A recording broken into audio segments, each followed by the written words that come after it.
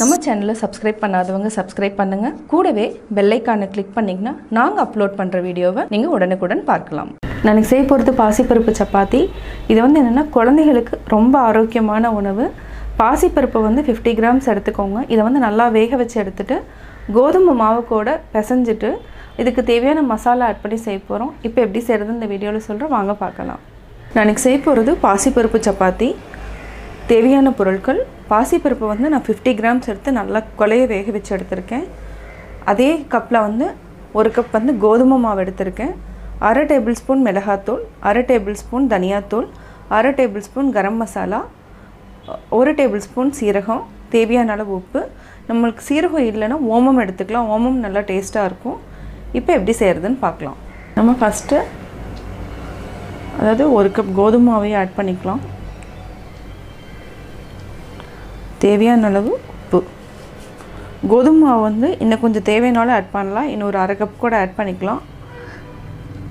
தனியாத்தூள், மிளகாத்தூள் இது ரெண்டையும் ஆட் பண்ணிக்கலாம். அதே மாதிரி சீரகம், கரம் மசாலா இதையும் நம்ம ஆட் பண்ணிக்கலாம். இப்போ அடுத்து நம்ம இதுக்கு தண்ணிக்கு பதிலாக நம்ம பாசிப்பருப்பு இதையவே போட்டு நம்ம நல்லா நல்லா பிசையணும். ஒரு குழிக்கரண்டி எடுத்துக்கோங்க. கொஞ்சம் கொஞ்சமாக நம்ம ஆட் பண்ணிக்கலாம். நான் ஆற வச்சிருக்கு, கொஞ்சம் சூடாக தான் இருக்குது. நல்லா ஆற வச்சுட்டு நம்ம பிசைஞ்சிக்கணும்.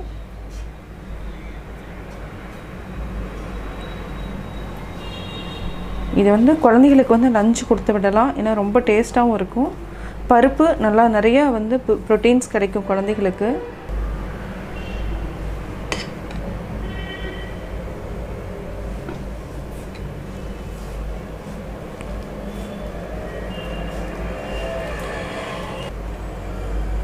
நம்ம 1 டேபிள் ஸ்பூன் ஆயில் விட்டுக்கலாம்.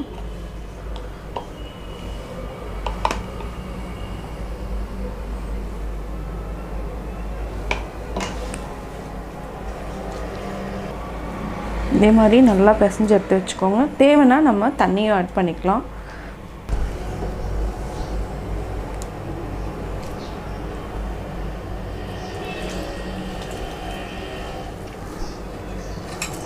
இதை நல்லா ஒரு பதத்துக்கு, சப்பாத்தி மாவு பதத்துக்கு நல்லா பிசைஞ்சு வச்சுட்டு லைட்டாக ஆயில் தடவி நம்ம வச்சுக்கலாம். சப்பாத்தியாக சுட்டு எடுத்துக்கலாம்.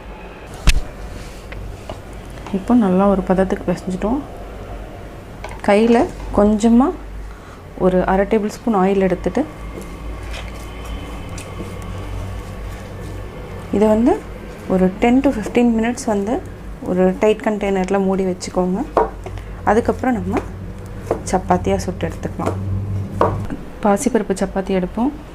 ஒரு 15 மினிட்ஸ் ஆகிடுச்சு.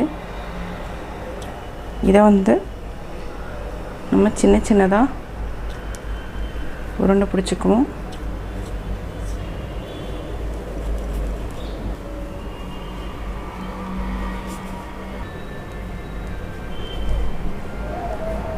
ஃபஸ்ட்டு நல்லா இந்த மாதிரி தேய்ச்சிக்குவோம். கொஞ்சமாக மாவு போட்டுட்டு தேய்ச்சிக்கோங்க.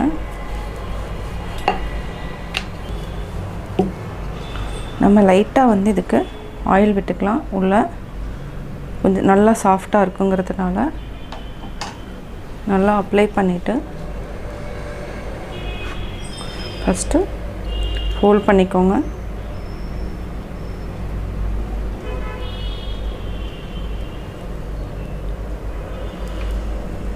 இதை நல்லா நம்ம தேய்ச்சிட்டு அப்படியே தோசைக்கல்ல போட்டு எடுத்துக்கலாம்.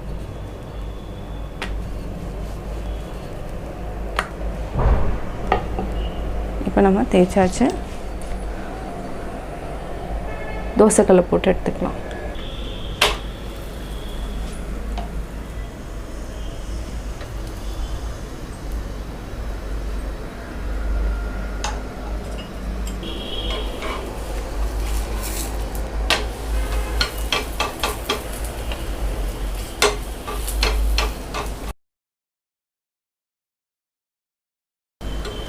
இதே மாதிரி நல்லா திருப்பி போட்டு எடுத்துக்கோங்க.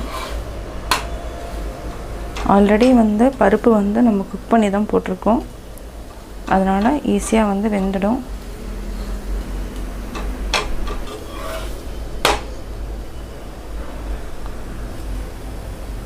இப்போ நல்லா வெந்துடுச்சு. நம்ம இதே மாதிரி சப்பாத்தியை சுட்டு எடுத்துக்கலாம்.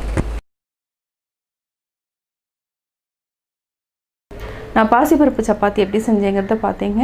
கட்டாயம் உங்களுக்கு பிடிச்சிருக்கும். நீங்களும் வீட்டில் ட்ரை பண்ணி பார்த்துட்டு உங்களுடைய கமெண்ட்ஸ் எனக்கு சொல்லுங்கள்.